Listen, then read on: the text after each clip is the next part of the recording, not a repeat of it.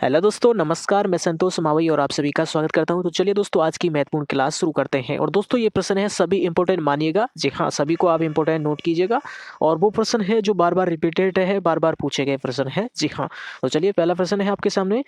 बूंदी में रंग महल का निर्माण किसने करवाया? जी हाँ, बूंदी में रंग महल का निर्माण किसने करवाया? ये काफी बार पूछा गया है। बिल्कुल, बहुत बढ़िया। राइट आंसर सी हो जाएगा, छत्रसाल ने। अगर आप सी कर रहे हैं, वेरी गुड। जी हाँ, अगला है। दिलवाड़ा के जैन मंदिर कितने मंदिरों का समूह है? जी हाँ, आप इन्हें इंपॉर्टेंट नोट कीजिएगा, काफी बार रिपीटेड प्रश्न है ये। दिलवाड़ा जैन मंदिर का कितने मंदिरों का समूह है? जी हाँ, बताइएगा। राइट आंसर बी हो जाएगा, 5 मंदिरों का समूह है। Very good. अगला है, पचकुंडा की छतरी कहाँ स्थित है? जी हाँ, काफी महत्वपूर्ण है। राइट आंसर ए हो जाएगा, जोधपुर में। वेरी गुड, अगर आप ये कर रहे हैं। अगला है, चौकी बावड़ी, वायराज की बावड़ी, सीताराम जी की बावड़ी कहाँ स्थित है? ये सभी बावड़ियां हैं, वो कहाँ स्थित है? बताइएगा, काफी महत्वपूर्ण है। बिल्कुल राइट आंसर सी हो जाएगा, भीलवाड़ा कर रहे हैं। Very good. अगला है, निम्नलिखित में से किस हवेली का निर्माण गुमान चंद ने करवाया? इनमें से किस हवेली का निर्माण गुमान चंद ने करवाया है? जी हाँ, बताइएगा, काफी महत्वपूर्ण है। बिल्कुल, बहुत बढ़िया। राइट आंसर सी हो जाएगा, पटुओं की हवेली। जी हाँ, पटुओं की हवेली जैसलमेर, जैसलमेर में है। बिल्कुल, इसका निर्माण करवाया गुमान चंद ने। Very good. इससे संबंधित किसी प्रकार प्रश्न पूछा जाए तो बिल्कुल आपको राइट करना है। अगला है, फुस्से हवेली का निर्माण मारवाड़ के किस शासक के शासन काल में हुआ था? जी हाँ, बताइएगा, काफी महत्वपूर्ण है। बिल्कुल राइट आंसर ए हो जाएगा, जसवंत सिंह द्वितीय कर रहे हैं। Very good. अगला है, आदिवासियों का कुंभ कहलाने वाला मेला कौन सा है? आदिवासियों का कुंभ कहलाने वाला मेला कौन सा है? आप इन्हें इंपोर्टेंट नोट कीजिएगा, काफी बार प्रश्न ये पूछा गया है। राइट आंसर ए हो जाएगा, वेणेश्वर धाम मेला।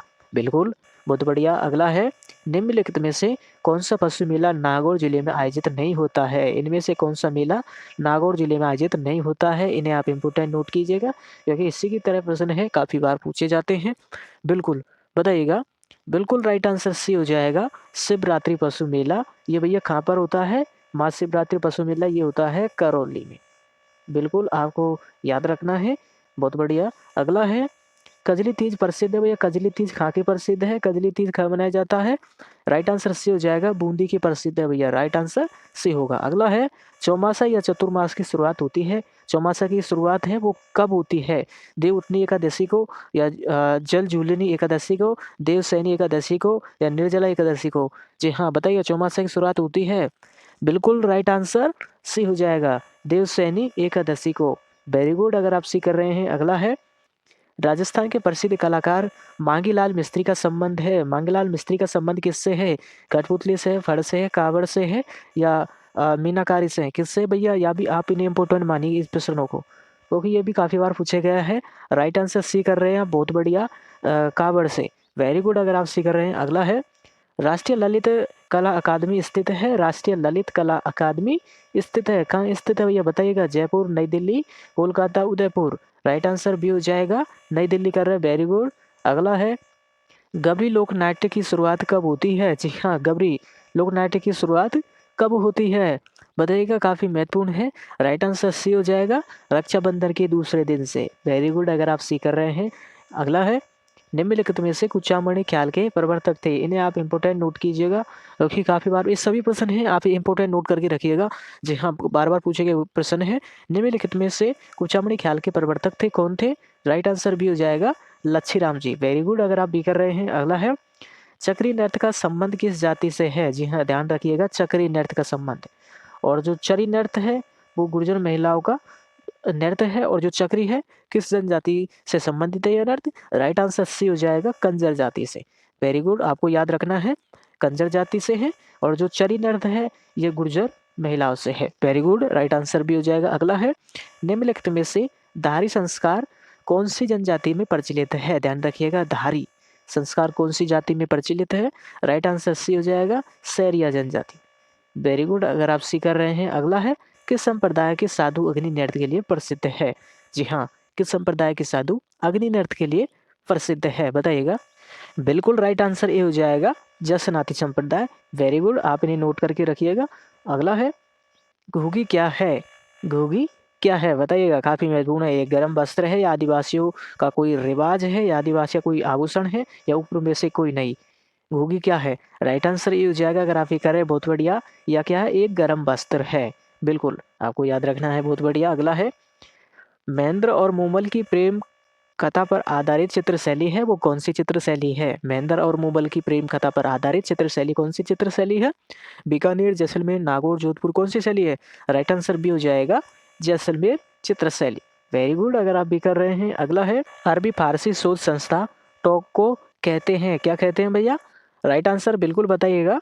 बिल्कुल राइट आंसर सी हो जाएगा इजरे कलम। अगर आप सी कर रहे हैं वेरी गुड, इसका राइट आंसर सी होगा। बहुत बढ़िया, अगले की ओर बढ़ते हैं। निम्नलिखित में से कौन सी बोली जयपुर क्षेत्र में नहीं बोली जाती? जी हाँ, काफ़ी इंपॉर्टेंट नोट कीजिएगा। और एग्जाम में इसी तरह के एग्जामिनर आपसे प्रश्न पूछता है बोलियों से संबंधित कि ये बोली कहाँ पर बोली जाती है, ये कौन से क्षेत्र में बोली है, ये इस क्षेत्र की बोली नहीं है, इसी तरह से बताइएगा। निम्न में से कौन सी बोली जयपुर क्षेत्र में नहीं बोली जाती है? ढूंढाड़ी, खेराड़ी, राजाबाटी या काठेड़ी? राइट आंसर बी हो जाएगा। जी हाँ, खेराड़ी बोली है, ये जयपुर क्षेत्र में नहीं बोली जाती। वेरी गुड, अगर आप भी कर रहे हैं। अगला है निम्नलिखित में से सूर्यमल मिशन की रचना नहीं है। वेरी गुड, काफ़ी इंपॉर्टेंट मानिएगा इन्हें भी। जी हाँ, बताइएगा सूर्यमल मिशन की रचना नहीं है, इनमें से कौन सी रचना सूर्यमल की नहीं है? राइट आंसर डी हो जाएगा। जी हाँ, मेरा युग। मेरा युग किसकी है भैया? कन्हैयालाल सेठिया की। जी हाँ, कन्हैयालाल सेठिया की है ये। वेरी गुड, आपको याद रखना है। राइट आंसर डी हो जाएगा। अगले की ओर बढ़ते हैं।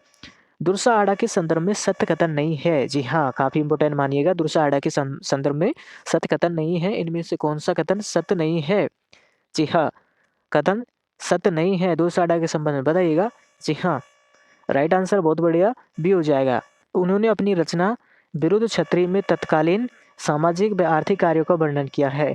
राइट आंसर बी हो जाएगा। दूसरा आड़ा के संबंध में बिल्कुल आपको याद रखना है। अगला है निम्नलिखित में से मीराबाई द्वारा रचित ग्रंथ नहीं है। इनमें से काफी महत्वपूर्ण प्रश्न है, आप इंपोर्टेंट इन्हें नोट कीजिएगा।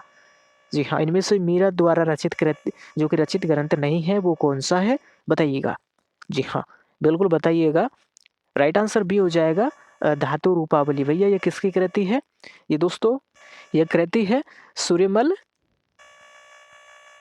सूर्यमल मिश्रण की है। जी हाँ, बिल्कुल आपको याद रखना है। वेरी गुड, राइट आंसर भी हो जाएगा। चलिए अगले की ओर बढ़ते हैं। अगला काफी महत्वपूर्ण है। आर्य सभ्यता के लोगों की अर्थव्यवस्था का मुख्य आधार क्या था?